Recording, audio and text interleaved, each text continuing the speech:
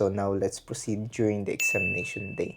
So as I say, during examination day is wala gid ko katulog. Na-exam ko nga I don't have enough sleep, nakulban pug ko, and murag nisaka akong kinaon.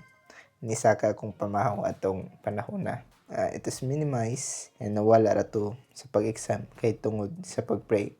Always yun, mag-pray yun ta for guidance and knowledge and understanding, especially sa pag-answer nato.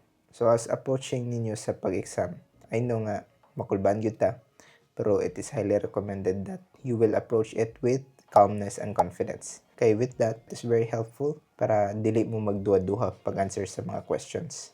Pag-abot na ko sa examination room, so sa mga fellow seafers po na to, dito na ko gibati na po og kakulba, pero ang gibuhat na ko is to relax and breathe calmly.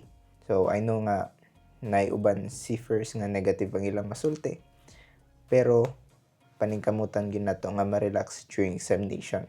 During sa room, grabe na kayo ka-pressure ang surroundings, so ayaw lang gyud padala sa pressure sa surroundings and be calm. So kung nana mo dito sa inyong desk before answering, mag-pray gyud.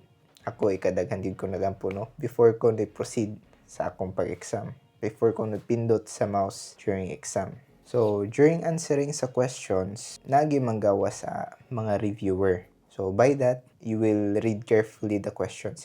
Inyo yung tarungon ug basa ang questions and also ang mga choices. Kay there are some questions are also tricky questions. You may feel like there are simple questions but they are very tricky. That feeling this is the right answer pero dili day mo to ang correct answer. So sa akong na-experience is don't over-review kung saan na to inyong nanseran.